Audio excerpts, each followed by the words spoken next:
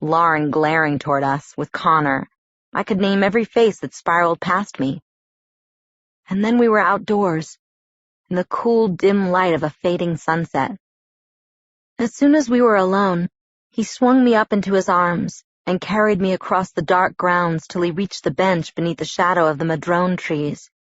He sat there, keeping me cradled against his chest.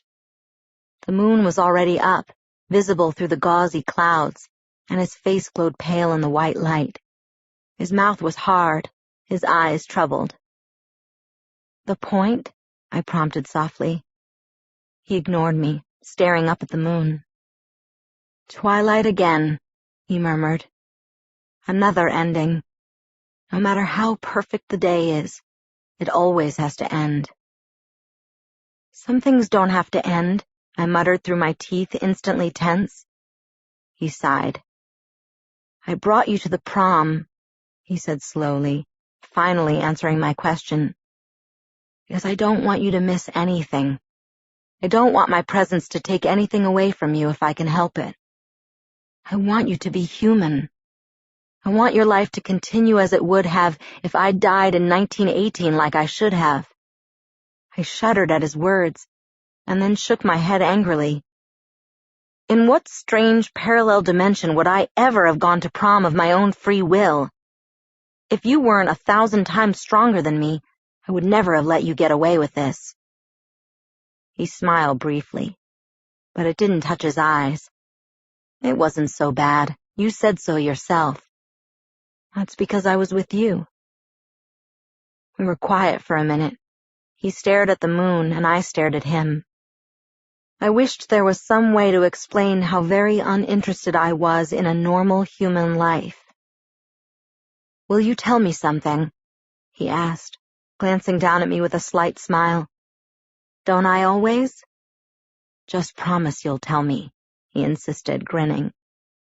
I knew I was going to regret this almost instantly. "Fine." "You seemed honestly surprised when you figured out that I was taking you here," he began. "I was," I interjected. "Exactly," he agreed. "But you must have had some other theory. I'm curious. What did you think I was dressing you up for?" Yes, instant regret. I pursed my lips, hesitating. "I don't want to tell you." "You promised," he objected. "I know." "What's the problem?" I knew he thought it was mere embarrassment holding me back. "I think it will make you mad. Or sad." His brows pulled together over his eyes as he thought that through. "I still want to know." "Please?" I sighed. He waited. "Well, I assumed it was some kind of occasion. But I didn't think it would be some trite human thing. Prom," I scoffed. "Human?" he asked flatly. He'd picked up on the key word. I looked down at my dress, fidgeting with a stray piece of chiffon. He waited in silence. "Okay," I confessed in a rush. "So I was hoping that you might have changed your mind, that you were going to change me after all." A dozen emotions played across his face. Some I recognized, anger, pain, and then he seemed to collect himself, and his expression became amused. "You thought that would be a black tie occasion, did you?" he teased, touching the lapel of his tuxedo jacket. I scowled to hide my embarrassment. "I don't know how these things work. To me, at least, it seems more rational than prom does." He was still grinning. "It's not funny," I said. "No, you're right, it's not," he agreed, his smile fading. "I'd rather treat it like a joke, though, than believe you're serious." "But I am serious." He sighed deeply. "I know. And you're really that willing?" The pain was back in his eyes. I bit my lip and nodded. "So ready for this to be the end," he murmured, almost to himself. "For this to be the twilight of your life, though your life has barely started. You're ready to give up everything." "It's not the end. It's the beginning," I disagreed under my breath. I'm not worth it, he said sadly.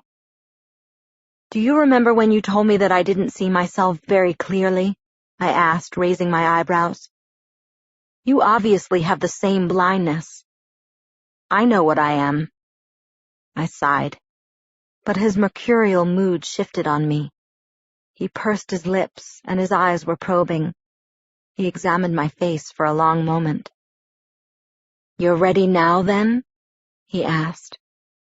I gulped. Yes? He smiled, and inclined his head slowly until his cold lips brushed against the skin just under the corner of my jaw. Right now, he whispered, his breath blowing cool on my neck. I shivered involuntarily. Yes, I whispered, so my voice wouldn't have a chance to break. If he thought I was bluffing, he was going to be disappointed. I'd already made this decision, and I was sure. It didn't matter that my body was rigid as a plank, my hands balled into fists, my breathing erratic. He chuckled darkly and leaned away. His face did look disappointed.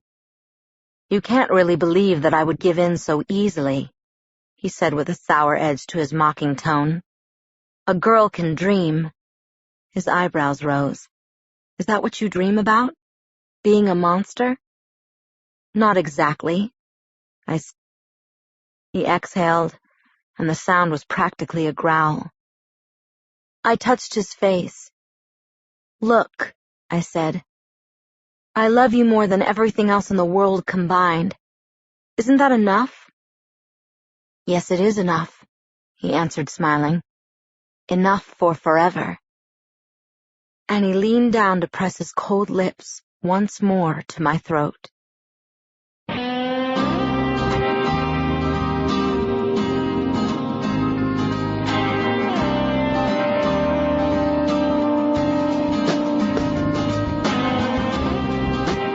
This is Ileana Kadushin. We hope you have enjoyed this unabridged production of Twilight by Stephanie Meyer.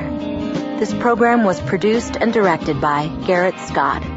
Executive producer Jacob Brownstein. Text copyright 2005 by Stephanie Meyer. Production copyright 2005 Random House Inc. All rights reserved.